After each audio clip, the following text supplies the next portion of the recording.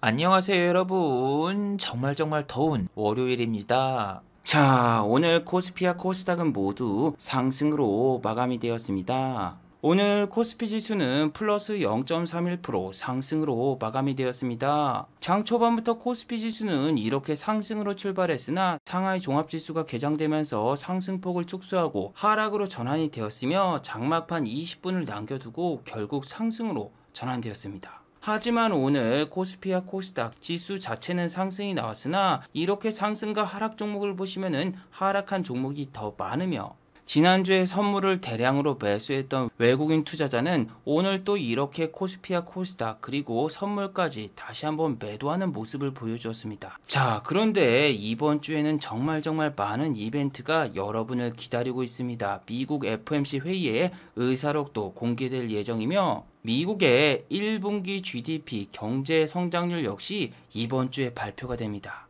자, 그렇다면 과연 이런 상황에서 내일 한국 증시는 어떤 모습을 보여줄까요? 오늘 이 시간에 한번 알아보도록 하죠. 자, 지금 시각이 7시 23분입니다. 자, 지금 시각이 5시 24분입니다. 시간의 단일가, 유럽장, 미국장, 그리고 야간 선물도 다 끝나지 않았습니다. 그래서 매까지는 배제를 해보고 진행해 보도록 하겠습니다. 자, 그럼 먼저 해외 시황과 국내 시황 그리고 오늘의 특징주로 한번 살펴보도록 하겠습니다. 자, 그럼 먼저 해외 시황입니다. 자, 먼저 다우지수입니다. 지난주 다우지수는 플러스 0.03% 상승으로 마감이 되었습니다. 장 초반에 다우지수는 1%가량 상승이 나왔으나 장 중반으로 넘어가면서 마이너스로 전환이 되었고 장 막판에는 결국 플러스로 전환이 되었어요. 다우와 마찬가지로 나스닥 종합지수도 장 초반에는 이렇게 플러스 1.44%까지 상승이 나왔다가 갑자기 마이너스 3%까지 하락이 나왔습니다. 그리고 종가에는 하락폭을 축소하면서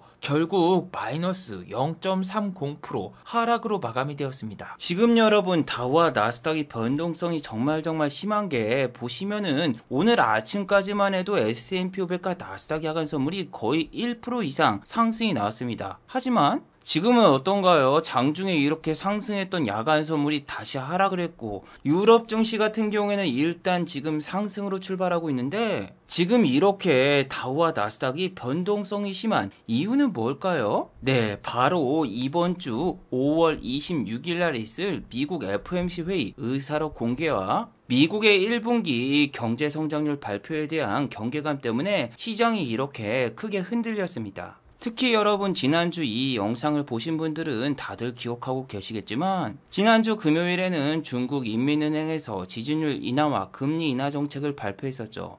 그래서 지난주 한국 증시 같은 경우에는 이렇게 코스피도 1.81% 크게 상승이 나왔고 코스닥 역시 기관 투자의 매수세가 들어오면서 이렇게 크게 상승이 나왔습니다. 하지만 미국 같은 경우에는 다음 주에 있을 미국의 경제 성장률 발표와 FOMC 회의 의사록 발표 그리고 코스코트를 비롯한 유통주의 실적이 발표가 바로 코앞에 다가와 있기 때문에 금요일날 괜히 주식을 사서 가지고 있다가는 다음 주에 부진한 실적 발표와 부진한 경제지표로 인해서 급락을 맞을 수 있다. 이러한 불안감 때문에 미국의 나스닥은 장 초반에 1% 이상 상승이 났다가 마이너스 3%까지 빠졌고 종가는 다시 올라오면서 장중의 변동성이 무려 4% 이상 나오는 모습이 보여졌죠. 자, 그래도 현재까지 미국의 야간 선물 같은 경우에는 다시 좋은 모습을 보이면서 오늘 또 상승할 수 있을 거라는 기대감이 약간 모아졌는데 만약 나스닥 같은 경우에는 오늘도 반등이 안 나온다라면은 지난번 저점인 11,035포인트 그냥 깨버리고 11,000포인트도 깰 수가 있겠죠. 우리나라 같은 경우에는 아침부터서 미국의 야간 선물이 이렇게 1% 이상 상승이 나오니까 금융투자가 또 코스피를 이렇게 순매수하는 모습을 보여주었습니다. 금융투자는 지난주 7,400억을 순매수를 했는데 오늘은 3,400억 원을 순매수하면서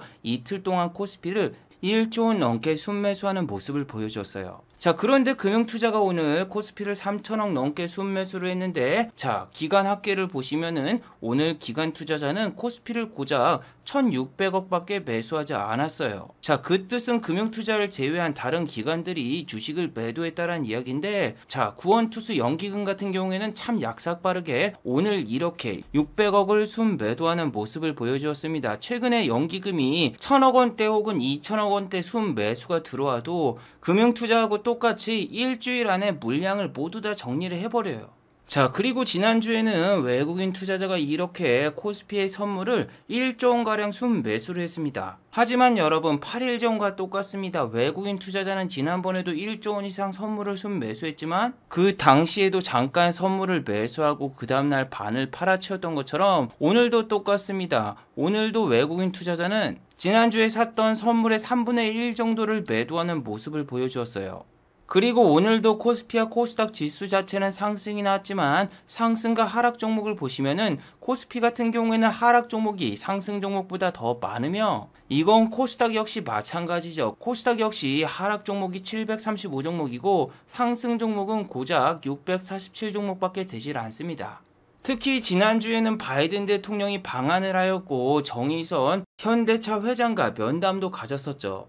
정말 탈모인으로서 자랑스러운 모습이 아닐 수 없습니다. 정의선 회장도 탈모인이고 바이든 대통령 역시 여기 보시면 이렇게 민머리인데, 정의선 회장은 연설을 가졌습니다. 바로 현대차 그룹이 미국에 50억 달러, 한국 돈으로 6조 3천억 원 투자를 하겠다라고 연설하였죠. 자, 이렇게 50억 달러를 투자하니까 바이든 대통령이 5번이나 땡큐 땡큐 땡큐 땡큐 땡큐 이랬다는데, 이게 50억 원 달러를 투자했기 때문에 땡큐를 5번 들었죠. 만약에 60억 원, 70억 원에 투자를 했다라면은 아마 땡큐를 6번, 7번 들었을 수도 있죠.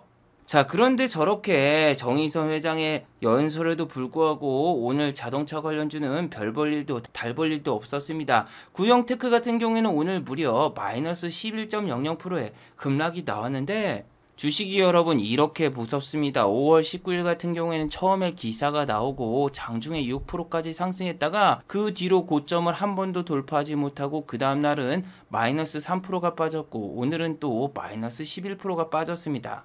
구형테크 같은 경우에는 주식 발행수도 별로 되질 않고 시장에 유통되는 주식도 별로 없어서 맘만 먹으면 세력들이 이렇게 상한가도 금방 말 수 있는데, 저렇게 좋은 뉴스가 나왔을 때도 세력들이 상한가는 말기는커녕 VI 근처에서 바로 빼버리고 그 다음날에도 또 이렇게 VI 직전에서 빼버리고, 그리고 5월 19일 같은 경우에는 아예 VI 근처도 못 가고 빼버리고, 그리고 오늘도 하방 VI 근처에서 이렇게 멈춰버리는 모습을 보여주었죠.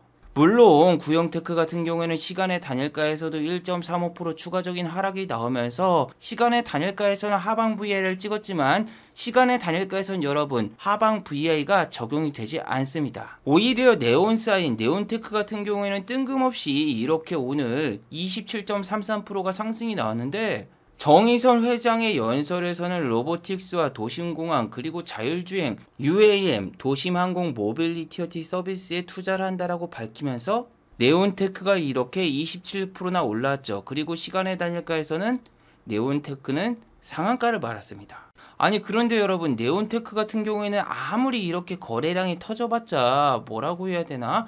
윗꼬리 전문가입니다. 윗꼬리 전문가. 상한가를 항상 찍어도 고점에서 빠지거나 상한가 근처까지 간 다음에 빼버리는 아주 거지 같은 종목인데, 오늘 같은 경우에는 지난번보다 이렇게 거래량도 그렇게 많이 터지지 않았는데 더 많이 상승이 나왔고, 시간의 단일가에서 맨날 빠지는 녀석이 오히려 이렇게 상승이 나왔습니다. 그리고 네온테크 같은 경우에는 지난번에 급등이 나왔을 때도 보시면 수급은 그렇게 크게 들어오지 않았어요. 아니, 그런데 오늘 아침부터서 이렇게 노골적으로 네온테크는 프로그램 순매수가 너무너무나 많이 들어왔습니다. 아니, 근데 이렇게 많이 프로그램 매수가 들어왔는데도 불구하고 네온테크는 상한가를 보내지도 않고 세력들이 이렇게 밑에서 매집을 하지 위에서는 안 사더라고. 보세요 여러분, 프로그램이 여기서 매도가 나오면서 상한가 근처, 상한가 한호가가 남았을 때는 계속 주식을 팔아. 이건 상한가를 안 보내겠다라는 시그널. 즉 세력들은 오늘 상한가를 말고 싶은 생각이 없고 매집 중이며, 오히려 니네가 상한가를 가버리면 나는 주식을 팔겠다, 이런 굳은 의지를 보여주는 장면이죠. 특히 저는 이렇게 장막판 9분을 남겨놓고 이게 설마 상한가가 풀릴까 했는데 다 풀리더라고요. 여기서 매도가 너무 많이 나왔어. 아니 웃긴 게 딱 상한가 근처에서는 바로 매도를 하고 상한가 밑으로 내려오는 26%, 25%에서는 그냥 프로그램이 매수하고 다시 주가가 올라가려고 하면 또 팔고 고도의 심리전을 보여줬는데 수급 자체만 보시면 오늘 정말 수급은 너무너무나 좋죠.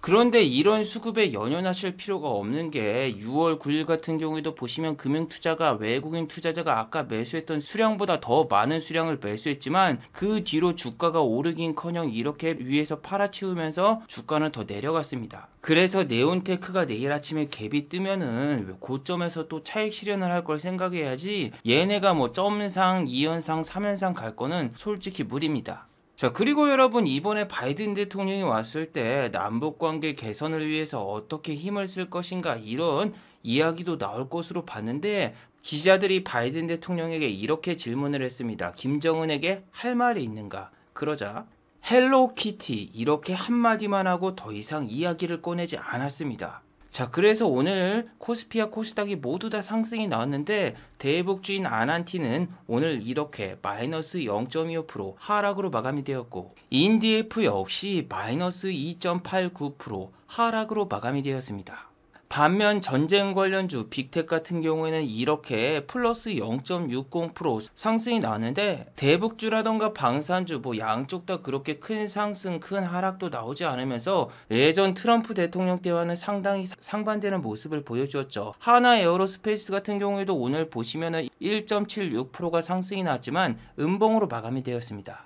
자, 그리고 여러분 지난주 금요일에는 정말 충격적이게도 테슬라가 이렇게 마이너스 6.42% 급락이 나오면서 이제는 500슬라에 들어가려는 모습을 보여주고 있습니다. 아니 여러분 뭐 트위터 때문에 일론 머스크가 고소를 당했다 이런 뉴스가 나와도 마이너스 0.80%밖에 빠지지 않았던 테슬라가 일론 머스크의 성추행 의혹 때문에 테슬라가 6.42%나 급락이 나왔습니다. 옛날에 클린턴 때도 루인스키 스캔들로 떠들썩했었는데 역시 미국은 이런 걸 놓치지 않군요. 자, 스페이스X 우주선에서 일론 머스크가 여성의 승무원의 다리를 더듬으면서 성추행을 했다라는 이런 보도가 나왔는데 머스크는 전혀 사실이 아니다라고 부인을 했습니다. 이야, 트위터 소송에도 끄떡하지 않았던 테슬라가 고작 저런 뉴스에 저렇게 급락이 나오다니 역시 미국은 어메이징합니다. 자, 그런데 여러분 테슬라가 저렇게 급락이 나왔는데 한국의 전기차주도 급락이 나왔을까요?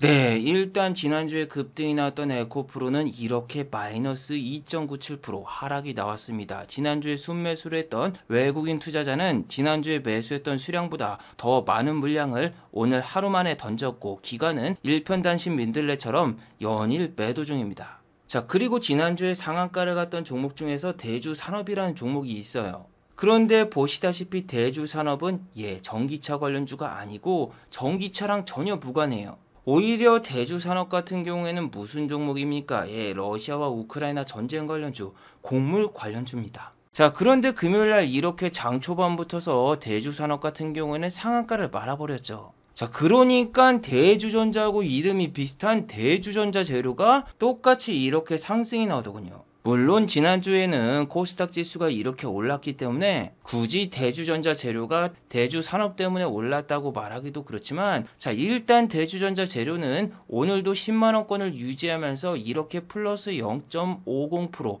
상승으로 마감이 되었어요. 자, 그리고 지난주에 잘 나갔던 후성 역시 대주전자 재료하고 똑같이 오늘 플러스 2.70% 상승이 나왔습니다. 외국인 투자자는 이렇게 연일 후성을 대량 매수 중인데 오늘 후성의 장중 매동을 보셨나요? 장중에 외국인은 사고 있고 기관은 팔고 있습니다. 저는 장 초반부터서 프로그램 매도가 나오길래 드디어 외국인 투자자가 파는구나 요렇게 생각하고 그냥 후성을 가만히 냅뒀어요. 근데 보니까 여기 JP모건이랑 모건서울 단타 전문 기관이 요렇게 장중에 매수를 하더라고요. 그러면서 이렇게 모건과 모건서울의 프로그램 수량이 팍 올라가더라고요. 아, 그래서 오늘 아침에 여기 26,000원 돌파할 때 1%라도 먹자 해가지고 26,000원 여기 근처에서 매수하려고 했는데 여러분 자영업자분들은 다들 알고 계시겠지만 5월 30일까지 세금 신고를 해야 됩니다. 저 역시 여기에 포함이 되기 때문에 5월 30일까지 세금 신고를 해야 되는데 와, 이거 보셨어요 여러분? 아니 공인인증서 로그인이 없어지고 갑자기 무슨 금융인증서 이상한 거 생기면서 여기서부터 막히더라고. 아니 기존의 공인인증서 때문에 프로그램 엄청나게 깔아놨는데 이제 처음부터 프로그램 다시 깔고 다시 하래요. 그래서 그 인증서를 다 만들고 여러분 로그인 하려고 하잖아요. 그럼 인증서 등록이 안 됐다고 인증서 등록도 처음부터 다시 해야 돼. 이게 여러분 세무사에게 대리를 맡길 경우에는 대리운전 가격이 보통 2만원 정도라고 하면은 여기서 공이 하나 더 붙여서 20만원 정도라고 생각하시면 되거든요. 그런데 저는 세무사를 쓰지 않습니다. 왜? 공기업 다닐 때부터서 저는 회계를 담당했기 때문에 이런 3일 회계법인이라던가 여러 가지 법인에 가서 공부를 했던 적이 상당히 많기 때문에 아우 저걸 돈 아깝게 20만 원이나 주고 신고를 한다고? 미친 짓이죠. 결혼처럼. 여러분 3일 회계법인 같은 경우에는 유명합니다. 여러분들이 감사보고서라던가 이런 거를 제출할 때 보시면은 회계법인이 어디지? 한번 자세히 보세요. 대부분 3일 회계법인이야. 그래서 저는 웬만큼 프라이드 치킨처럼 프라이드를 가지고 있기 때문에 이 세금 신고도 직접 합니다. 제가 이번에 세금 신고를 새로 하려니까 종목 코드가 좀 새로 생긴 게 많고 예전과 다르게 좀 인터페이스가 좀 많이 바뀌어가지고 국세청 여기 홈페이지에 보시면은 세무서들 전화번호가 나와 있죠. 여기다가 조금 상담을 하려고 전화를 했더니 역시 홈택스 신고 기간이라서 그런지 몰라도 전화를 안 받아. 그리고 국내 증시가 아침부터서 이렇게 계속 빠지고 있길래 그냥 세무서를 갔습니다. 이게 여러분 세금 신고가 정말 중요합니다. 세금 신고를 많이 할 경우에는 처벌이 없고 환급을 해주지만 세금 신고를 누락하거나 혹은 적게 신고할 경우에는 가산세가 부과가 돼요. 그래서 제가 장중에 세무서를 출발했을 때가 이 지점이었는데 우와 시동 걸고 밖에 나가니까 이야 막 후성이라던가 이런 종목이 올라가더라고요. 그리고 여러분 세금 신고를 하러 세무서에 찾아가면서 기름값이 들잖아요. 그 기름값을 아끼기 위해서 거기 근처에 있는 또 킥보드 튜닝샵에 가가지고 또 킥보드 서스펜션 튜닝을 했는데 아니 장막판에 한국의 코스피가 마이너스였다가 플러스로 전환되고 후성이라던가 이런 종목들은 플러스 2%까지 올라가더라고요.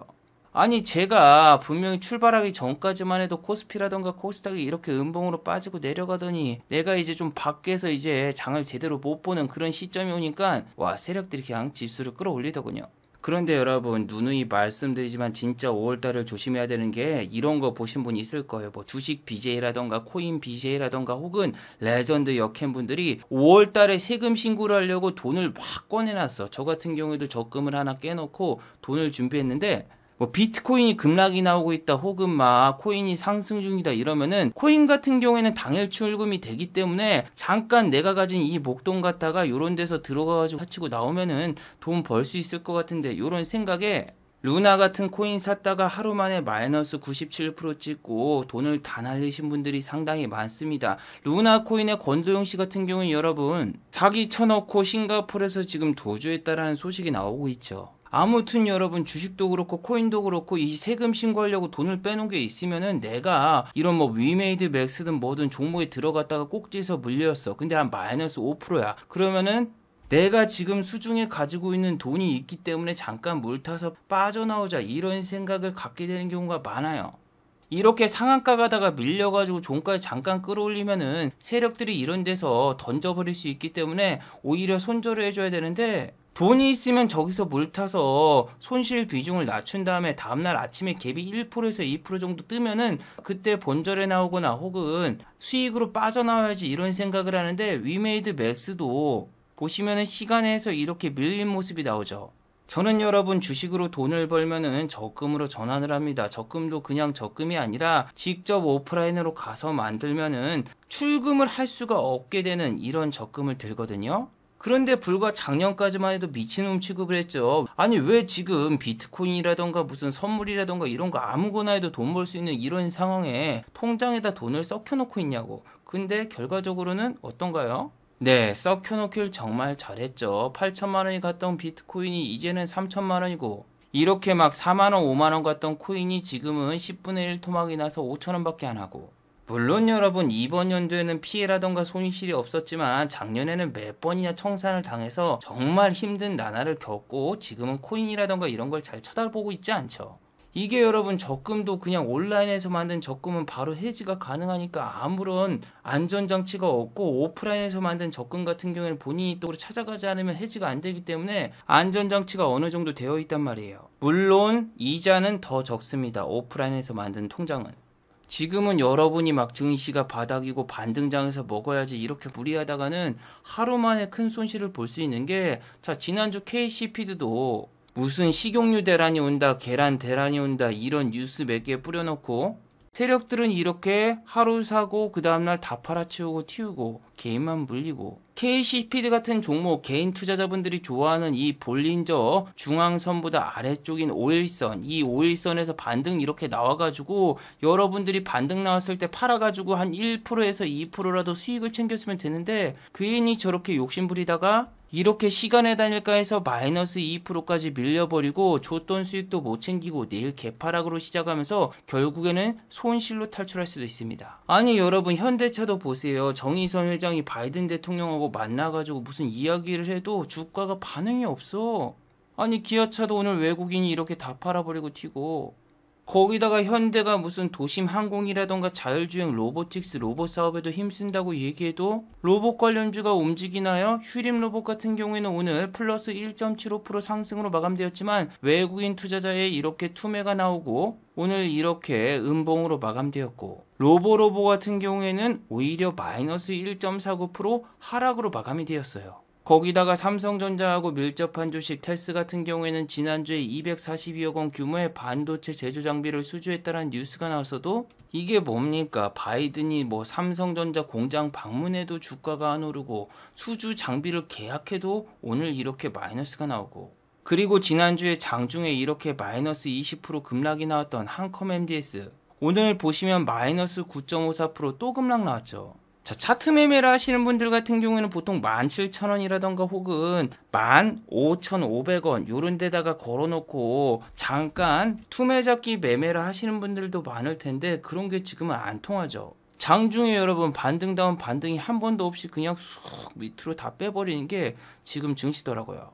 아니 내가 노리는 종목들이라던가 혹은 자리가 올 것 같은데도 요런데 안 오니까 진짜 지금 좀 증시가 조금 답답하고 방향성이 없거든요. 오늘 같은 경우에는 상하이 종합지수라던가 홍콩 항생지수, 대만 증시보다는 좋았는데 요 기간 특히 금융투자가 여러분 지금 산 물량 1조 원의 물량을 언제 던질까가 정말 중요합니다. 내일 던져버리면은 지수 올랐던 게 다시 다 빠지고, 다른 나라 증시가 크게 반등이 나온다고 해도 우리는 그만큼 안 빠졌으니까 반등을 또 못 따라갈 수도 있습니다.